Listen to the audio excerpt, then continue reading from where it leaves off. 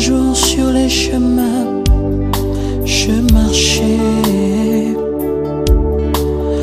Un jour sur les chemins, je marchais, mais j'ai entendu.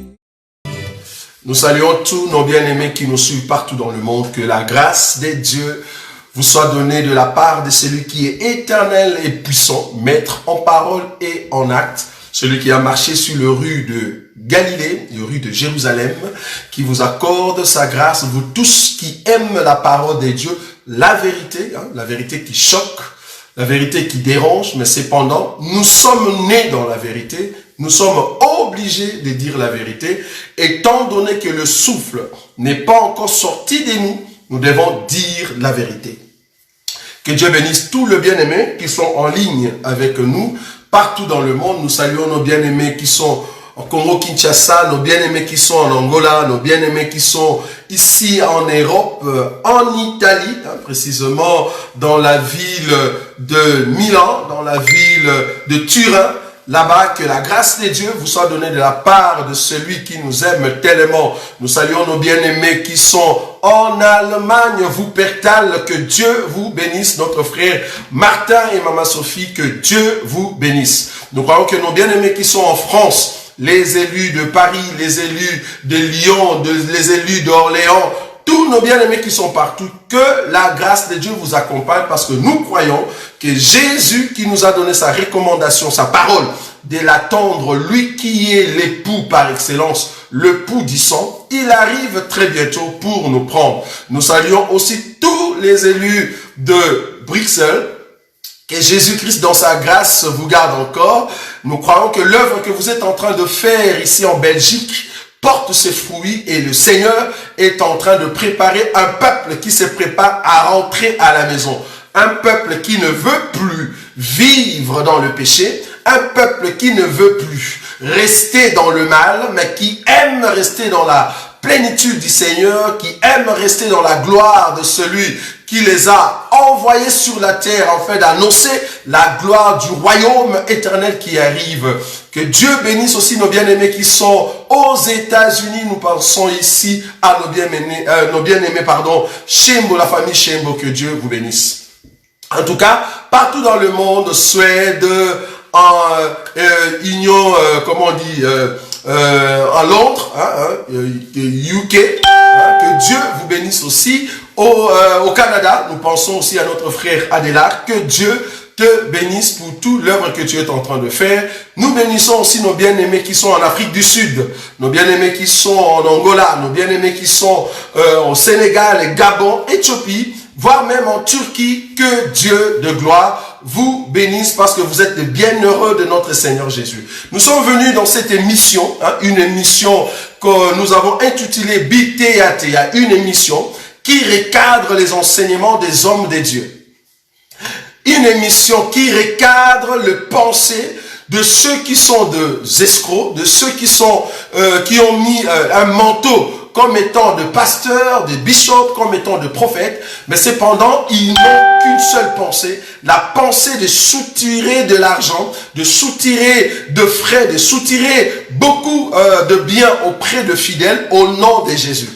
Cette émission, au fait, c'est une émission d'analyse de tout ce qui est faux enseignement, des enseignements qui ne marchent pas avec la parole de Dieu. Or, Dieu nous a dotés de cette pensée noble de découvrir et de détecter de faux enseignements. Nous sommes venus aujourd'hui vous parler de ce qui se passe dans le monde. En ce qui concerne l'Apocalypse, en ce qui concerne le ligne du temps, en ce qui concerne l'eschatologie, bien que beaucoup n'aiment pas ces mots, en ce qui concerne les événements du temps de la fin, pour tous ceux qui aiment l'enseignement, dimanche, demain, nous serons ici, nous allons présenter l'enlèvement de Lot. Nous allons parler sur les 4 éléments qui prouvent que nous allons partir à l'enlèvement. 4 éléments qui prouvent que l'enlèvement arrive. Quand nous voyons ces 4 éléments, comprenez que le Seigneur est à la porte. Dans les 4 éléments qui prouvent que nous allons partir. Nous allons parler de ça demain, parce que nous allons parler sur l'enlèvement de Lot. Vous allez voir que pour que Lot parte en enlèvement dans la révélation, il a fallu 4 choses.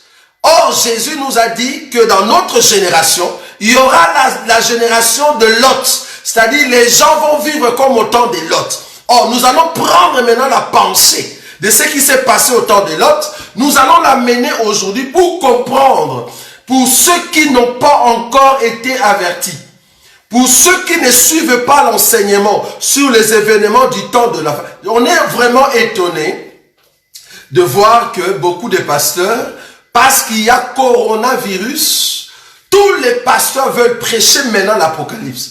Et vous n'avez pas, au fait, comme on dit, les grandes lignes, les grandes lignes prophétiques. Laissez à ceux qui ont cette grâce de les présenter. Tout le monde veut prêcher maintenant sur l'Apocalypse. Vous étiez où? Parce que vous prêchez seulement comment vous allez rester sur terre, comment tu auras de l'argent, comment tu seras béni, comment est-ce que tes finances vont prospérer, comment prospérer, 7 secrets pour être riche sur la terre. C'est ce que vous prêchez. C'est parti où vos enseignements là. Maintenant avec coronavirus, vous entrez dans l'Apocalypse et vous ne connaissez ni l'heure, ni quand ces choses vont arriver. Rien qu'avec coronavirus. Et quand viendra le virus le plus tuant après l'enlèvement, est-ce que vous savez, quand la peste va frapper afin de tuer beaucoup d'hommes, plus que ce que vous êtes en train de voir aujourd'hui. Heureusement, les élus du Seigneur étaient avertis avec les enseignements que nous présentons sur les 7 sceaux, l'enseignement que nous présentons sur les 7 trompettes, le 7 coupe, le 7 tonnerres. Tous ces enseignements-là, nous l'avons déjà présenté pour avertir le peuple à comprendre qu'il y a des choses qui arrivent. Coronavirus, nous vous avertissons. Coronavirus n'est rien. C'est juste un petit déjeuner. Parce que ce qui vient après, ça c'est plus grave. Parce que coronavirus n'est rien, bien aimé. Il y a quelque chose de grave qui arrive. Est-ce que vous avez déjà vu des stéroïdes? Ah, merci Seigneur, parce que nous allons partir. Nous ne verrons pas des stéroïdes frapper la terre. C'est là-bas que vous allez nous chercher. Nous ne serons plus là. Mais du moins la vidéo ici, si on ne les supprime pas, vous allez voir ça. Il y aura des stéroïdes qui vont frapper. Mais ça, c'est là-bas que vous allez crier, chercher le Seigneur. Mais la Bible dit, la grâce ne sera plus parmi les nations. Parce que ceux qui possédaient toute la grâce sont partis. Bon, ce n'est pas notre enseignement aujourd'hui. Nous voulions dire ceci. Il y a un phénomène qui est en train de se passer. Il y a d'autres hommes de Dieu qui profitent de cette occasion de coronavirus pour commencer à voler. Nous avons déjà frappé très fort ici. Nous avons dit que tous ces pasteurs escrocs, tous ces pasteurs voleurs, des dimovores, quand nous disons dimovores, ce sont des hommes de Dieu qui vous soutirent des dîmes. Ils insistent sur la dîme comme s'ils n'ont plus d'autre salaire. Nous croyons au salaire de l'homme de Dieu. Nous disons Amen. Nous croyons parce qu'un homme de Dieu doit manger. Mais ce que nous ne croyons pas, à l'imposition de la dîme comme étant un impôt. C'est-à-dire vous imposez le peuple. Ça devient un impôt. Si tu ne payes pas, tu vas en enfer. Bon, nous avons toujours demandé des bien-aimés qui aimeraient partager avec nous, je dis bien le mot partager, et ceux qui aimeraient faire un débat là-dessus. Nous sommes très d'accord qu'un homme de Dieu puisse avoir un salaire. Nous disons Amen. Parce que celui qui travaille à l'hôtel doit manger. Mais quelle est la proportion du salaire de l'homme de Dieu? C'est là-bas que nous sommes. La proportion aujourd'hui, après la croix, ce n'est plus le 1/10. C'est là-bas que nous sommes. Bon, ce n'est pas notre enseignement. En fait, je vais vous faire écouter quelque chose qui m'a intrigué, qui m'a dérangé, de voir que les hommes de Dieu, au lieu d'avoir pitié de ceux qui souffrent dans des hôpitaux avec cette maladie, nous avons annoncé que Dieu est en train de frapper. L'esprit des morts est en train de sillonner dans les airs. Et le même Dieu qui a frappé, il est passé par les autorités pour dire, restez à la maison. Mais il y a d'autres hommes de Dieu, des têtus, croyant servir le Seigneur, qui aiment de l'argent, qui sont en train de se réunir. Quelle impolitesse! Des hommes de Dieu impolis, qui ne respectent pas les autorités, qui ne respectent pas l'autorité établie dans un pays. C'est un péché. Regardez, il y a d'autres qui profitent de cette occasion pour dire à leurs fidèles, c'est vrai que vous êtes à la maison, mais comprenez que nous aussi nous mangeons et qu'on n'a plus quelque chose pour manger ici à la maison. Alors est-ce qu'il n'y a pas moyen que vous puissiez nous envoyer vos offrandes? C'est grave. C'est grave. Donc, comme on ne s'est réunis plus, nous voulons que vous puissiez nous envoyer vos offrandes. Moi, je n'aurais pas parlé. Hein. Nous allons suivre vos serviteurs de Dieu que vous aimez beaucoup. Mais voilà un peu ce qu'ils nous ont déçus par leur comportement. On a été très choqués de voir qu'en ces temps, cette période de crise, des hommes de Dieu qui insistent sur les offrandes et qui insistent sur le dîme. Nous voulions quand même le voir avec vous. Je vais commencer par un premier homme de Dieu parce que j'en ai trois. J'en ai ici trois, les hommes de Dieu qui réclament leur dîme, qui réclament les offrandes, alors que coronavirus est en train de frapper très fort. Mais des hommes de Dieu qui réclament les offrandes. Est-ce que vous voyez à quel niveau les diables peuvent aveugler une personne pour que la personne devienne vraiment cupide? Quelle cupidité! Donc dans cette crise, dans cette souffrance, là où il y a des familles qui pleurent, de familles qui ont un problème très sérieux, vous leur demandez des dîmes, des offrandes, soi-disant faites alliance pour que Corona n'entre pas dans votre maison. C'est grave. On va suivre cet homme, l'homme que vous connaissez, que beaucoup aussi ont vu sillonner dans vos Facebook. Nous voulons quand même l'écouter. Pour ceux qui ne le connaissent pas, nous allons quand même l'écouter ensemble. C'est très important. Il s'appelle Sonny, hein, le pasteur Sonny. Bon, on va l'écouter. Voilà. Cas où vous voyez que il y a des conséquences sociales. Nayango natuna qui premier ministre va mesurer un encadrement où il va suivre pour l'église où il tangi pendant 4 semaines dans l'ordre de la Yanonaye. Pour tout solo la Kinaye, mais tout sengi na basali na nzambe et mosali na mosali ayebi bapate naye, ayebi bandimi naye et toko ça na ba réseau va créer ba mobile banking ndenge bazoloba pour na ko permettre bana na nzambe ba mi akite na ba devoir na bango en tant que chrétien. Akope s'offrande na akope sa dîme naye na numéro wana ya pasteur to ya diacre et ko permettre toujours ba charge église dans la malam. Alors tout na église va limiter ba service na bango minimum ba lobi na biso te to kana ba église administration église eza ko sala pasteur moko na moko akotia mai liboso église akotia désinfectant akoko akangi zolo pe munoko na ye akokutana na mosali na nzambe atiki ka offrande na ye azongi. Donc en fait le pasteur Sonny nous dit ceci, que dans cette période de crise de coronavirus, chaque pasteur a ses fidèles. Chaque pasteur a ses membres. Alors, ce qu'on peut faire, nous allons créer un système dans des réseaux sociaux où nous allons, parce que lui, il a demandé au ministre de l'Intérieur comment est-ce que nous allons faire avec ces églises qui sont fermées. Alors, qu'est-ce que eux, ils ont trouvé comme solution? C'est de créer dans des réseaux sociaux et demander aux fidèles de s'acquitter, de leurs devoirs. Donc, le fidèle, les membres de l'église ont des devoirs. Quand on dit devoir, c'est une obligation. Une obligation que le fidèle ont. Et cette obligation, c'est quoi? C'est en fait donner des offrandes et des dîmes.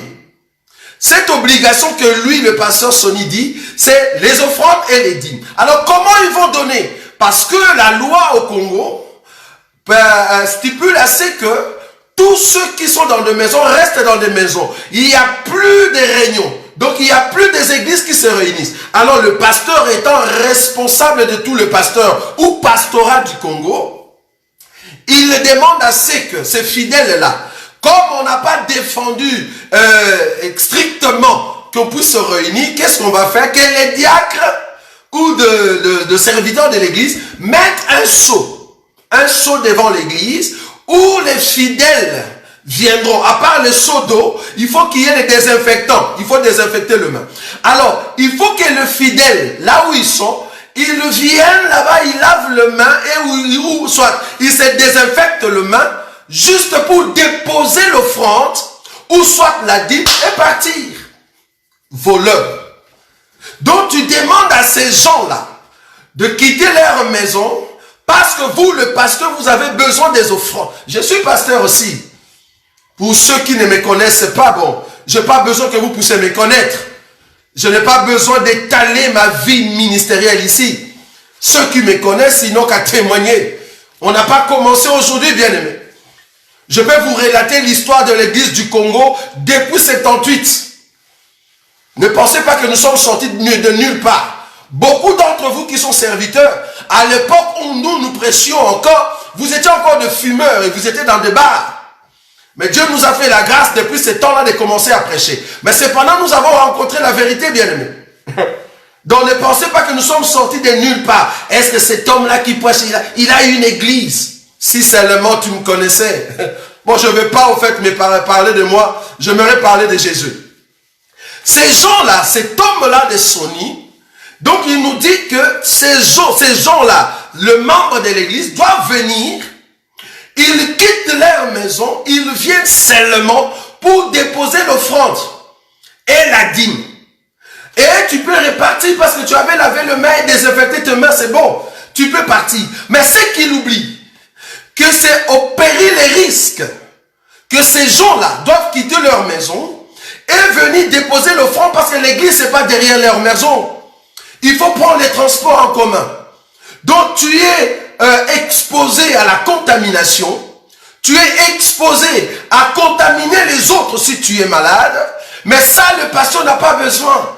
Il a juste besoin que tu viennes avec ton offrande et ta dîme. Et il a bien souligné que ce sont leurs devoirs, des tâches que le fidèle doit réaliser. C'est un devoir. Et puis ce qui est plus grave, il a bien prononcé, chaque pasteur a ses membres. Oh, si seulement je te voue, j'allais vraiment me révolter. Je ne savais pas que tu étais le membre d'un pasteur qui s'appelle Sony, que tu étais le membre d'un pasteur quelconque. Je croyais que tu étais membre dans le corps. Donc tu n'es pas membre dans le corps de Jésus. Tu es membre dans une église d'un pasteur. On m'a envoyé une image. Ah là, c'est grave. Non, nous avons des pasteurs escrocs, voleurs. On m'a envoyé une image, une photo d'un gars, un monsieur en France, que je tais les noms ici. Il a envoyé à ses disciples, ah non, mais comme on ne se réunit pas, voici mon numéro RIB. RIB, c'est un numéro de compte bancaire. RIB, c'est un numéro de compte bancaire. Donc voilà le RIB de l'église en charge d'un pasteur. Envoyez votre argent là-bas. Quel argent? La dîme et les offrandes. Donc un pasteur qui est à la maison, qui n'est pas en réunion avec le fidèle, qui est en train d'exiger les offrandes. Mais qu'est-ce que dit la Bible pour les offrandes? C'est grave. En tout cas, je ne sais plus où on se trouve aujourd'hui. Donc un gars qui est en train de demander les offrandes, il faut envoyer ça par RIB. Regardez, un homme de Dieu encore plus grave, c'est lui qui est en train de vous déranger. On l'a surnommé le chouchou de tout le fidèle et de tous les chrétiens, surtout le sœur. Parce que vous aimez quelqu'un qui parle bien, vous aimez quelqu'un qui ne vous dit pas, qui ne vous dise pas la vérité, vous aimez quelqu'un qui vous rappelle les choses émotionnelles. Voilà. on l'appelle le chouchou des chrétiens. Écoutez, le chouchou des chrétiens au Congo. Un homme qui est devenu chouchou des chrétiens. Lui aussi a dit la même chose. C'est-à-dire, il va passer par des réseaux, mais vos offrandes, il faut l'envoyer. Mais c'est grave. En tout cas, je suis incinéré, comme on dit. Je souffre dans mon cœur de voir qu'il y a des hommes de Dieu qui travaillent pour leur ventre. Et vous les applaudissez. C'est grave, peuple de Dieu. Mais vous ne comprenez ni les temps, ni les Écritures. C'est grave, bien-aimés. Écoutez cet homme. Ne faites pas, je serai dans vos téléphones. Donc le matin, quand je me réveille, je viens ici. Sans église, caméra. Et je vous dis, soyez branchés. Puis je vous prêche. Et puis vous envoyez aussi les offrandes par M-Pesa. Je ne sais pas si vous avez compris. Je répète, écoutez. Ne faites pas, je serai dans vos téléphones. Je serai dans le téléphone. Donc le matin, quand je me réveille, je viens ici. Sans église, caméra. Et je vous dis, soyez branchés. Puis je vous prêche. Et puis vous envoyez aussi les offrandes par M-Pesa. Voleur. Ça c'est grave. Ça, ce sont des voleurs. Je ne sais pas comment détecter un voleur. Je ne sais pas. Donc, quelqu'un qui vient, il pose sa caméra, il vous dit, soyez connectés. Il vous prêche, vous envoyez votre argent par M-Pesa. Je ne sais pas si c'est quel code au Congo. Vous envoyez là-bas. Et lui, il va recevoir de l'argent. En d'autres termes, c'est un pasteur qui travaille par le système télétravail. Est-ce que vous avez compris ça? Donc, il n'est pas sur place, mais il fait du télétravail. Donc, à la maison, comme moi je parle là. Donc, apparemment, je fais du télétravail. Je ne suis pas en contact avec vous, mais je passe par le média. C'est du télétravail. Donc, je dois être rémunéré. C'est ce qu'ils font. C'est du vol. Nous soulignons, c'est du vol. Donc, un pasteur qui s'est dit, je fais du télétravail. Moi, je mets ma caméra, je parle avec vous. Vous envoyez l'argent dans mon compte. C'est du vol, bien-aimé. C'est du vol. Mais je suis vraiment touché dans mon cœur de voir que ces choses se passent ainsi. Tout ça, pourquoi? Parce que nous avons des hommes de Dieu qui travaillent pour leur ventre. Qui travaillent pour leur ventre. Regardez, touchons les Écritures. Parce qu'un homme de Dieu qui parle des autres, il faut prendre leur comportement, les comparer par rapport aux Écritures. Je ne peux en aucun cas venir ici présenter un enseignement, présenter une correction sans pour autant donner les Écritures. Je veux briser ici le télétravail d'un homme de Dieu. Un homme de Dieu ne travaille pas par télétravail. Non. Nous ne travaillons pas par télétravail. Nous travaillons chaque jour.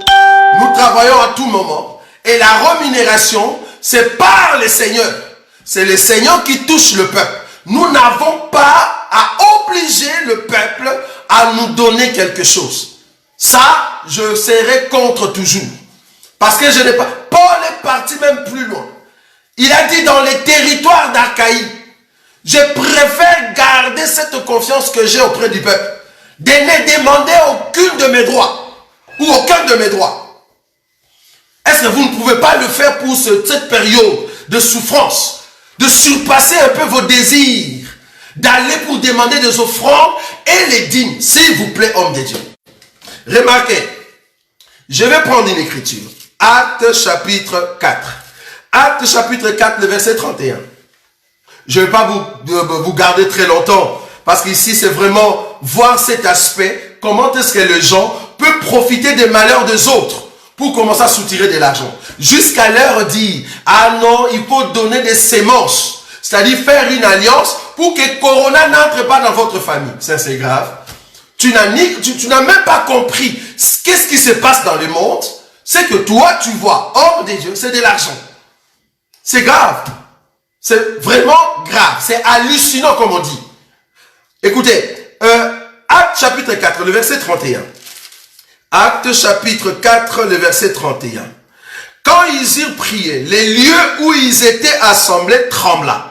Ils furent tous remplis du Saint-Esprit et ils annonçaient la parole de Dieu avec assurance. J'ai pris cette écriture pour vous montrer que c'était un lieu où ils s'assemblaient, ces lieux-là trembla.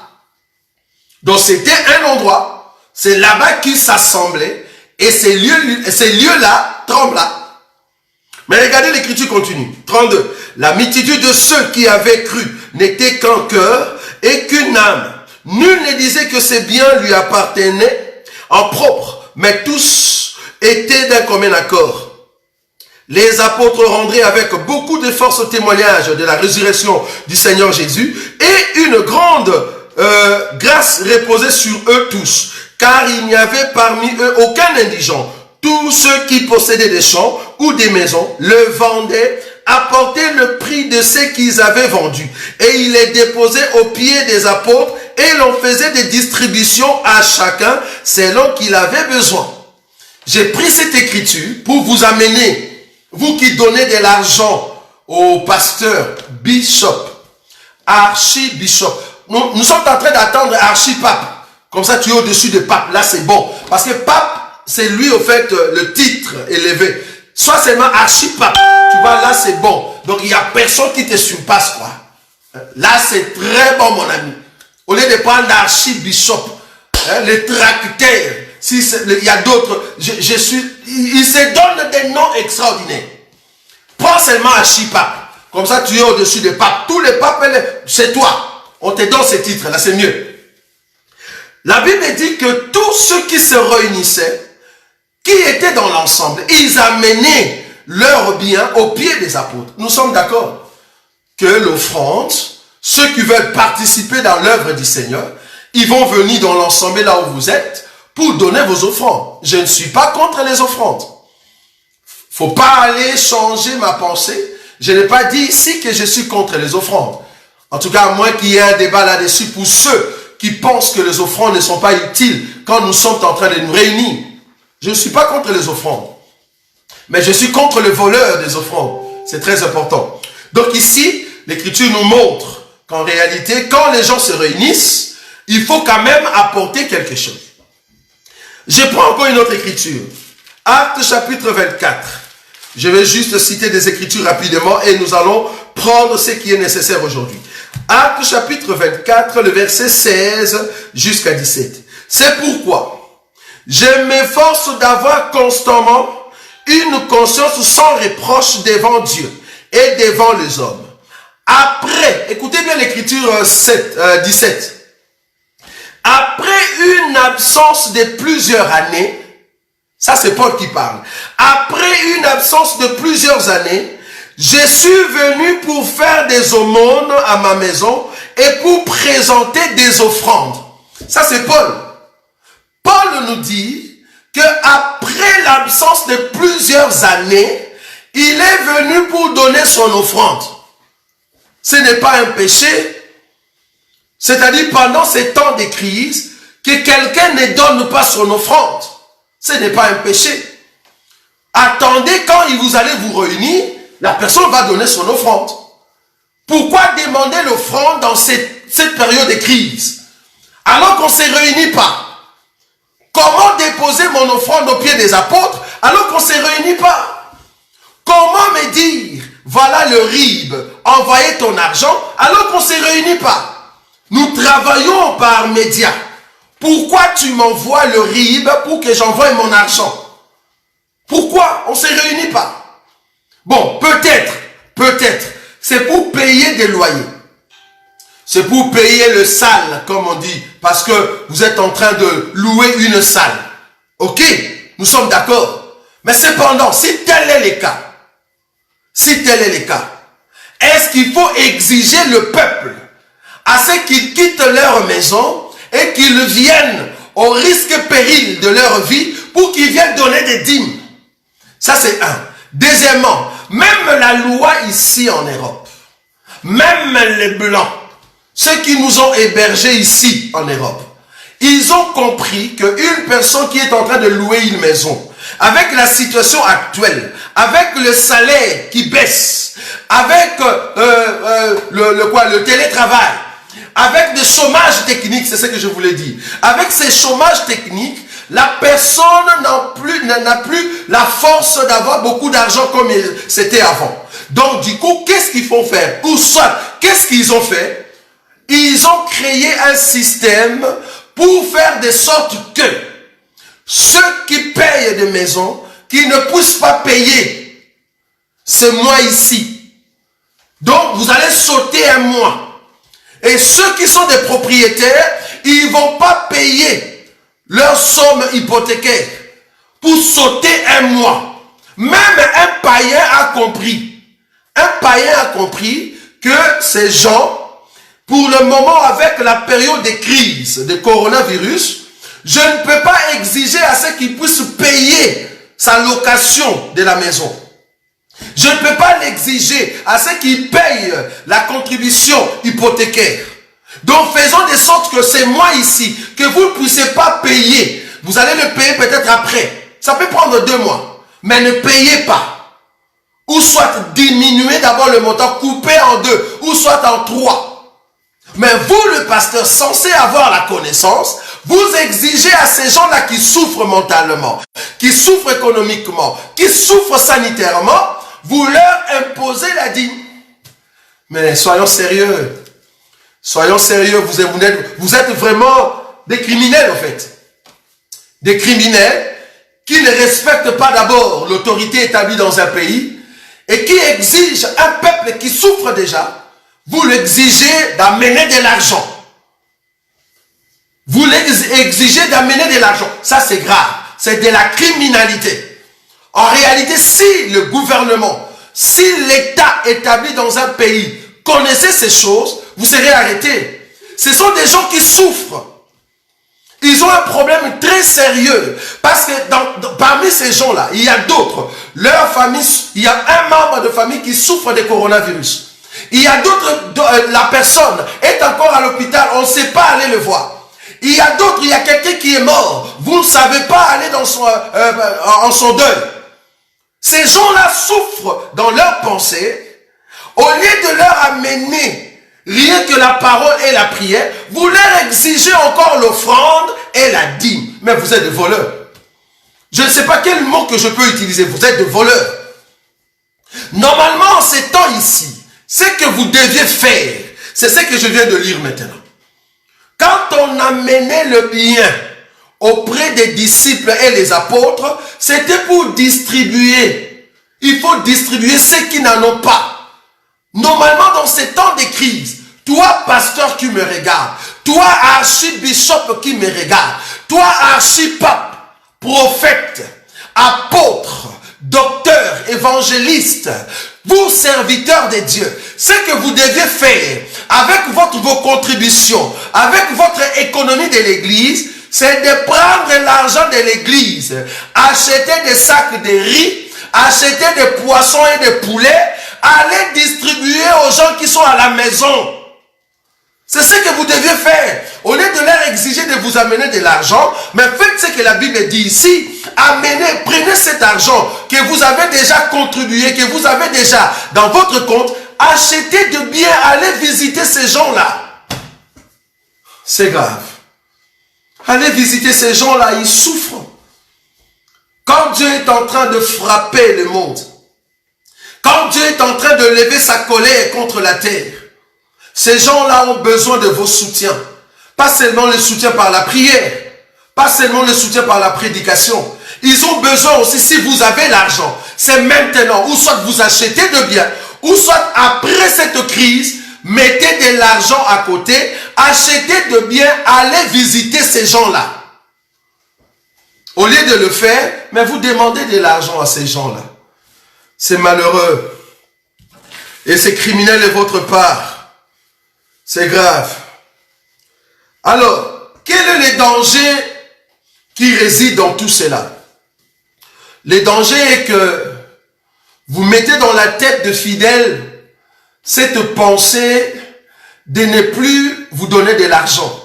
Parce qu'il y a beaucoup qui ont compris que normalement l'assistance qu'ils pouvaient avoir dans cette période de crise, c'est la prière, le partage et aussi l'assistance financière, normalement. Parce qu'il y a beaucoup d'entre eux, ils ne travaillent plus. Parce qu'ils sont entrés dans le chômage technique. C'était quelque chose qui ne s'attendait pas. Mais que fait l'Église pour qu'ils puissent soutenir ces gens-là? Normalement, vous deviez acheter de biens et aller assister ces gens-là. Au lieu de leur demander qu'ils vous donnent des offrandes et des dîmes, au lieu de leur donner des ribes, mais quand tu demandes de l'argent par le ribe, mais envoyez aussi le miracle par ribe. Vous n'envoyez pas le miracle par ribe, mais vous voulez qu'on vous envoie de l'argent par ribe. Par M-Pesa. Envoyez aussi la guérison là-bas par M-Pesa. Donc quand ils envoient de l'argent, toi aussi va dans M-Pesa. Comme ça tu envoies la guérison. Mais comment est-ce que vous pouvez être voleur jusqu'à ce niveau-là? Ça c'est du vol. Ça s'appelle du vol. Et nous ne pouvons pas consommer de tels comportements. Ce n'est pas notre apanage. Nous ne savons pas fermer la bouche devant les grands mensonges comme ça. C'est-à-dire nous avons compris que vos réunions, ce sont des réunions juste pour soutirer de l'argent. Voilà. En ce qui concerne le coronavirus, tapons quand même là-bas. Nous avons donné une écriture. Je vais le prendre encore. Exode. En ce qui concerne le coronavirus. Pourquoi je vais prendre cette écriture? Il y a eu des hommes de Dieu aventuriers. Des hommes de Dieu aventuriers qui n'ont pas compris les temps.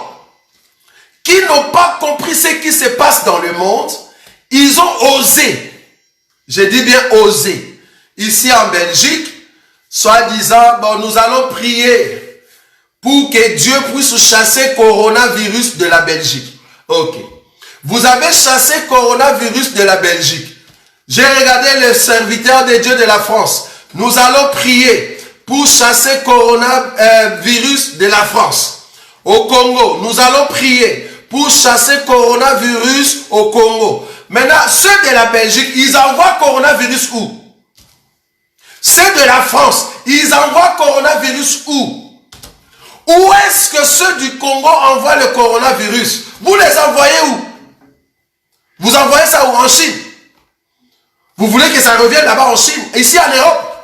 Ici en Belgique, il y a déjà des pastorales qui a dit non. Il faut les renvoyer. En France, non. Coronavirus, pour le moment, dans le pensée des chrétiens, il faut les chasser. Mais vous ne comprenez ni les Écritures, ni la puissance de l'Écriture, bien aimé. Vous envoyez coronavirus où? Est-ce que vous savez comment d'abord ce coronavirus est venu? Est-ce que vous savez comment? Il y a d'autres, il y a même un. En tout cas, bon, il faut vérifier d'abord l'information. Il y a un qui est quand même parti plus loin. Lui, c'est un grand aventurier. Cet homme, il s'est hasardé à dire que je vais aller en Chine pour détruire le coronavirus. C'est un prophète. Cet homme est parti, soi-disant en Chine, pour détruire le coronavirus. Attends, on va le suivre. C'est un homme de Dieu, je ne sais pas si c'est le Nigeria ou quel pays. Lui, il a osé. Il a osé défier le coronavirus. Donc, il ne comprend ni les Écritures, ni la puissance de l'Écriture. Mais nous allons donner ça aujourd'hui. Et demain, nous allons encore en parler. Comme ça, vous aurez la ligne prophétique des choses. Si vous n'avez pas l'enseignement, tu vas chasser le coronavirus. Parce que pour nous, coronavirus est venu pour que Dieu nous montre ce qui va se passer après l'enlèvement. Et Dieu nous avait déjà avertis. Et jusqu'à présent, il continue à nous avertir. Bon, vous continuez toujours à chasser le coronavirus, même d'autres hommes de Dieu, les audacieux, qui vont même prier pour les gens qui ont le coronavirus sans masque. Continuez, allez-y. Continuez, vous avez la foi. Vous avez la foi plus que Jésus. Allez-y. Allez prier les gens qui ont le coronavirus sans masque. Soi-disant, vous avez la foi. Vous allez tomber comme cet homme ici que nous allons présenter. Écoutez, il y a un homme de Nigeria. Regardez, lui il est parti en Chine pour détruire le coronavirus. Écoutez-le. I am going to China to go and deal with coronavirus.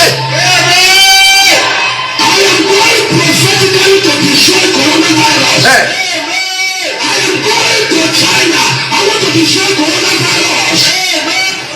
Cet homme dit en anglais, I'm going to China to destroy coronavirus. Hey, est-ce que tu connais d'abord Mais c'est... Non, il y a des hommes de Dieu audacieux. Il y a des hommes de Dieu audacieux. Donc, I'm going to China to destroy coronavirus. Ah! Mais non, non, ah non. On aura tout vu. Non, ça, c'est vraiment dépassé. En fait, on aura tout vu, quoi. Eh, ça, on aura tout vu. I'm going to China to destroy coronavirus. Ah, l'anglais, si seulement je pouvais bien parler ça. C'est grave. Donc cet homme dit qu'il veut aller en Chine pour détruire le virus corona. Et si vous regardez cette vidéo, cet homme est mort. Ou soit, il est malade. On l'a attrapé avec le coronavirus et il ne sait plus bouger. Il ne sait plus bouger. La personne est malade. Il a été atteint de coronavirus. En tout cas, si l'information est juste. Je me préserve quand même là-dessus. Mais quand même, la vidéo que je montrais ici, c'est vraiment la personne. Mais est-ce que la vidéo qui vient après, c'est vraiment la personne qui est malade? Ceux qui connaissent cet homme, ils peuvent toujours témoigner. Mais apparemment, cet homme lui-même a été atteint de coronavirus. C'est comme Karambiri, votre homme de Dieu. Lui-même aussi était atteint de coronavirus. On a même vu notre collègue de Congo, notre compatriote. Lui aussi, il était têtu, il est parti prier pour une personne qui avait coronavirus. Et la personne était atteinte. Apparemment, vous ne comprenez pas les temps. Vous avez un problème de la chronologie prophétique. Vous avez un problème de l'enseignement sur les 7 sceaux. Vous avez un problème sur l'enseignement, les 7 trompettes, les 7 coupes et le 7 tonnerres. Si vous avez cet enseignement, vous pouvez comprendre les temps dans lesquels nous sommes en train de passer.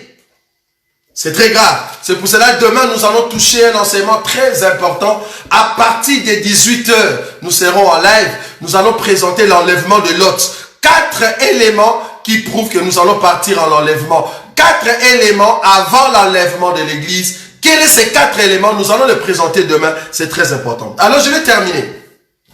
Alors que nous étions en train de préparer cette émission, regardez l'écriture que le Seigneur nous a donnée. Pour ceux qui sont têtus, qui ne veulent pas écouter Dieu, pour ceux qui ne comprennent pas les temps, pour ceux qui ne veulent pas, au fait, saisir l'opportunité qui vient de la part du Seigneur. Regardez l'écriture que le Seigneur nous a donnée.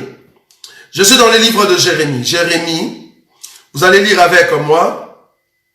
Jérémie, chapitre, je vais prendre Jérémie, chapitre 14. Jérémie, chapitre 14. Cette écriture, c'est vraiment pour ceux qui aiment la parole. C'est pour le saint de Dieu. Cette écriture, c'est pour toi qui aimes beaucoup lire la Bible et qui comprennent les lignes prophétiques. Regardez, Jérémie chapitre 14, versets 11 à 16. C'est ce qui se passe maintenant. Ce qui se passe maintenant, c'est Jérémie chapitre 14, 11 à 16. Celui qui a des oreilles pour écouter la prophétie, pour écouter les conseils, pour écouter ce que Dieu dit à l'église. Jérémie chapitre 14, 11 à 16. La Bible dit ceci, regardez. Et l'Éternel me dit, n'intercède pas en faveur de ce peuple. Et l'Éternel me dit, n'intercède pas en faveur de ce peuple. S'ils jeûnent, je n'écouterai pas leurs supplications. S'ils offrent des holocaustes et des offrandes, je ne les agréerai pas. Car je veux le détruire par l'épée, par la famine et par la peste. Je veux le détruire par l'épée, par la famine et par la peste. Verset 13. J'ai répondu, ah Seigneur, Éternel, voici les prophètes. Moi, je peux rajouter, voici le pasteur, voici les archibishops, voici les apôtres, voici les serviteurs de Dieu. Ah Seigneur, voici les prophètes leur disent, vous ne verrez point l'épée, vous n'aurez point de famine, Mais je vous donnerai dans ces lieux une paix assurée. Ça, c'était les autres qui disaient par rapport à Jérémie. 14. Et l'Éternel me dit, c'est le mensonge que prophétise en mon nom le prophète. Je ne les ai point envoyés, je ne leur ai point donné d'ordre. Je ne leur ai point parlé. Ce sont de visions mensongères, de vaines prédictions, des tromperies de leur cœur qu'ils vous prophétisent. 15. C'est pourquoi, ainsi parle l'Éternel. C'est pourquoi, ainsi parle l'Éternel sur le prophète qui prophétise à mon nom, sans que je les ai envoyés, et qui disent, il n'y aura pas dans ces pays ni épée ni famine. Ces prophètes périront par l'épée et par la famine. 16. Et ceux à qui ils prophétisent seront étendus dans les rues de Jérusalem par la famine et par l'épée. Il n'y aura personne pour leur donner la sépulture, ni à eux, ni à leurs femmes, ni à leurs fils, ni à leurs filles. Je répandrai sur eux leur méchanceté. Parole du Seigneur. Dieu est en train de nous dire qu'en ces temps ici, c'est sa colère qui est en train de parcourir. Et il veut que cela soit ainsi. Donc quand vous chassez Corona, c'est parce que vous n'avez pas l'enseignement. Corona, c'est un vent qui est dans les airs, un esprit des morts qui est en train de circuler afin de dire au peuple de Dieu, préparez-vous, j'arrive. C'est un message que Dieu est en train de nous donner pour que nous puissions nous préparer. Ça, c'est le peuple de Dieu. Regardez. Exode. Exode chapitre. Je continue toujours avec la parole du Seigneur. Exode chapitre 12. Je prends le verset 22 et 30. Exode chapitre 12, verset 22 et 30. La Bible dit ceci. Vous prendrez ensuite un bouquet d'hysope.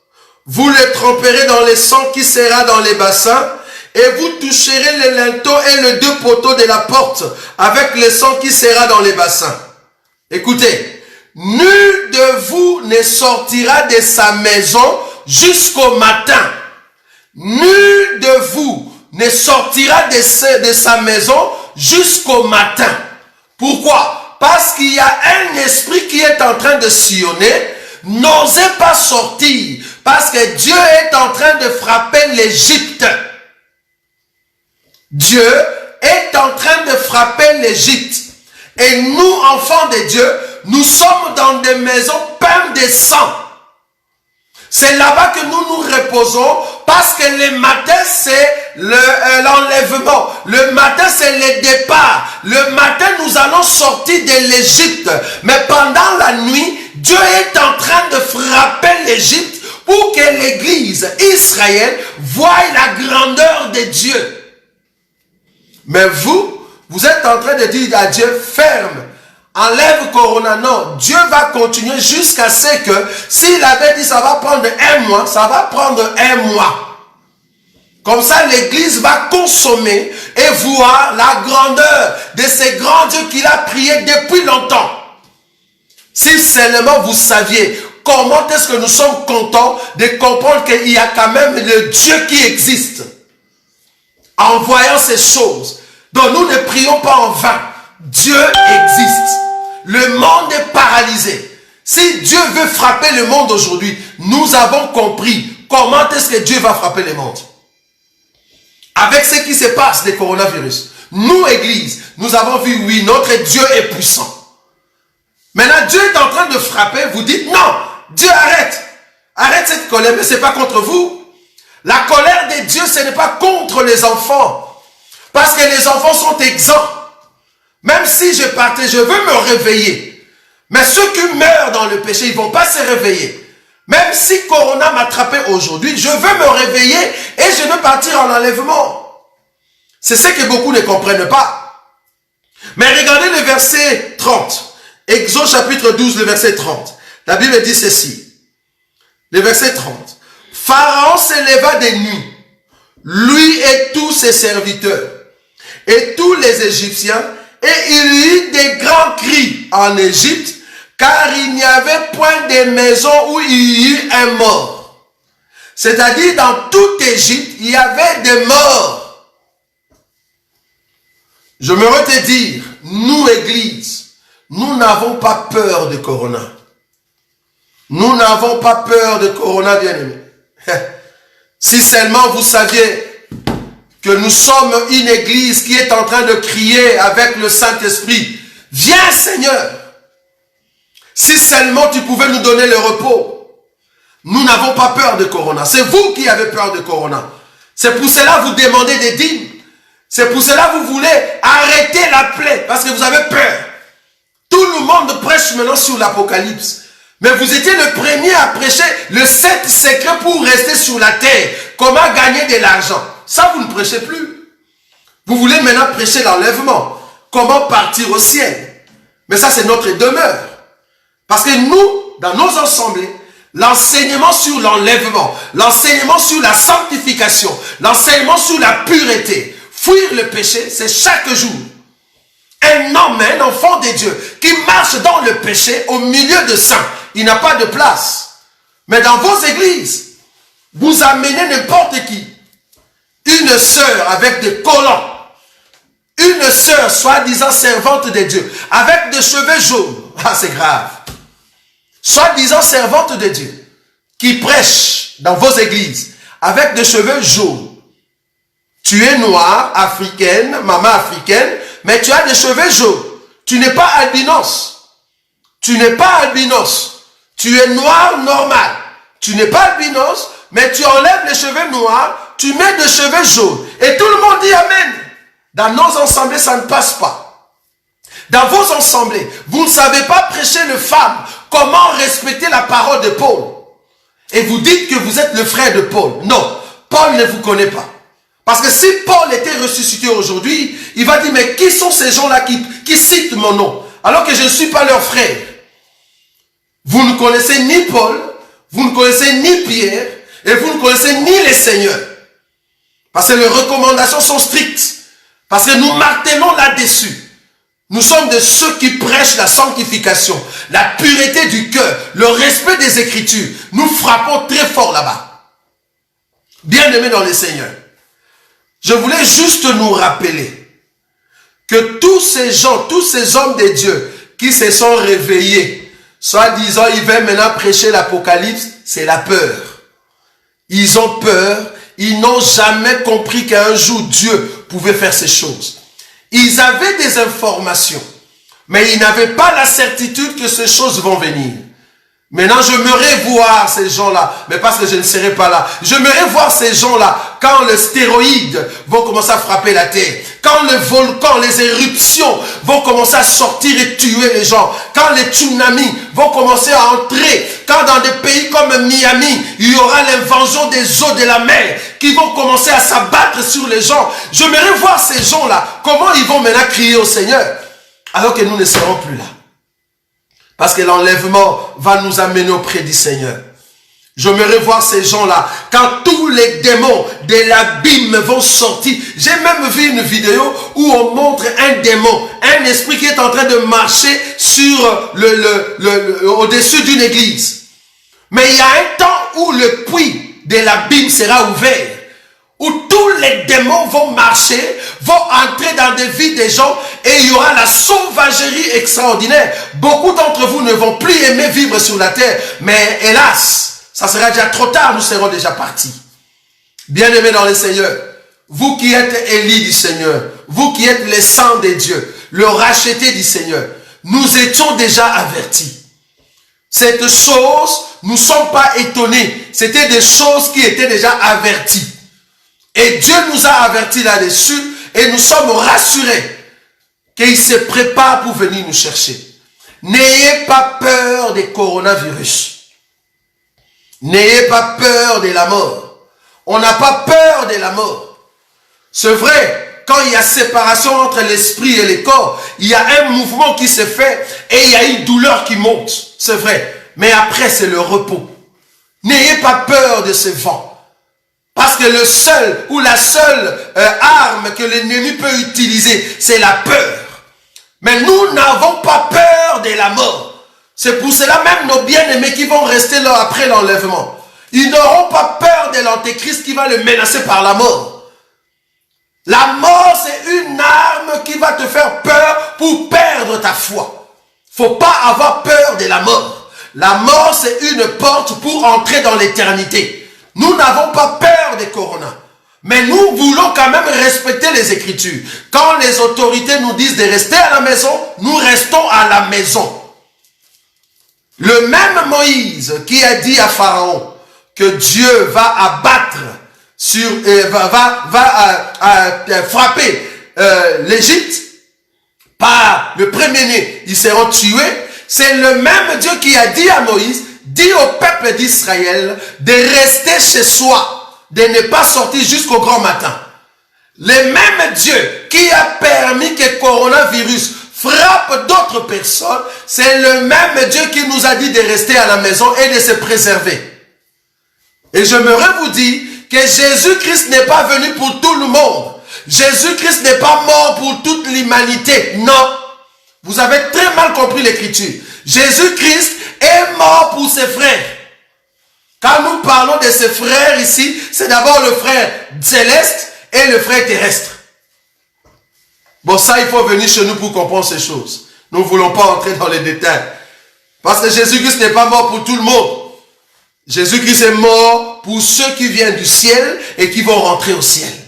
C'est comme ça que nous avons la vie et l'assurance du salut. Mais si vous n'avez pas le Seigneur, vous n'allez pas comprendre ces choses. C'est pour cela que vous êtes en train de chasser coronavirus. Le Belge chasse coronavirus vers la France. La France chasse coronavirus vers la Chine.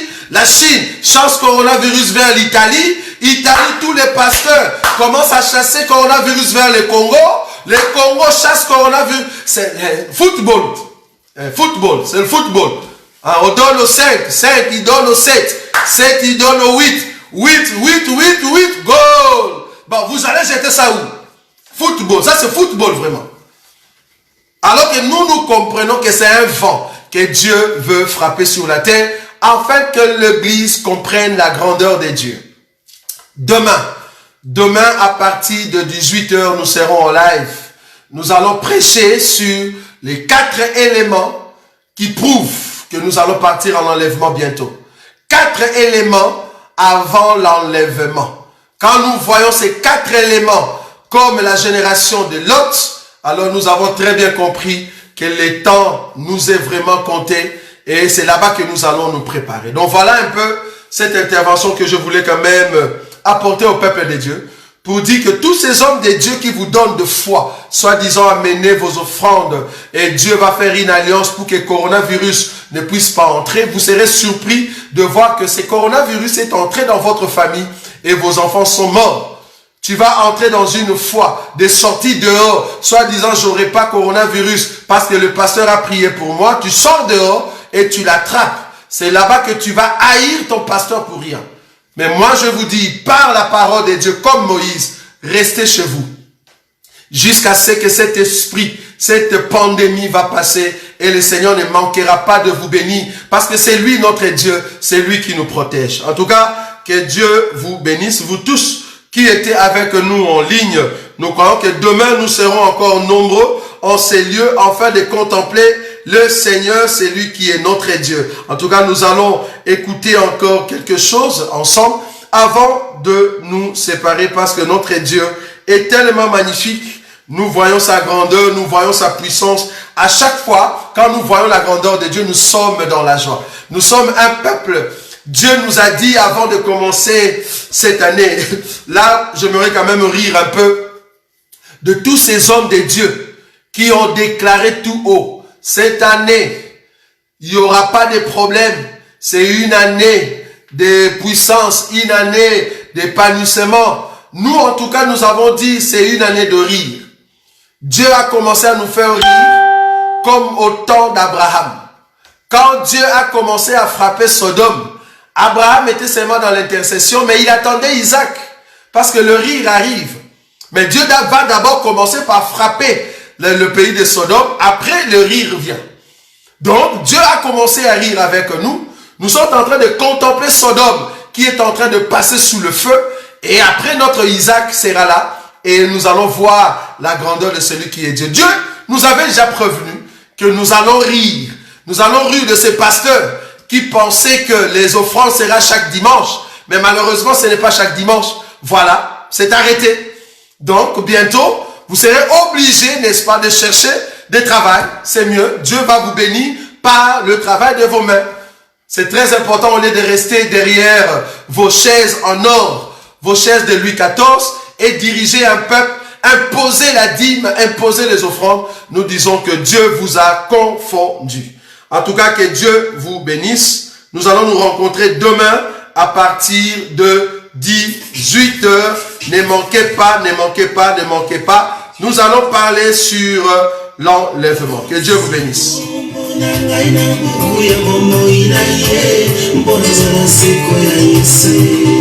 Que Dieu vous bénisse, que Dieu vous bénisse.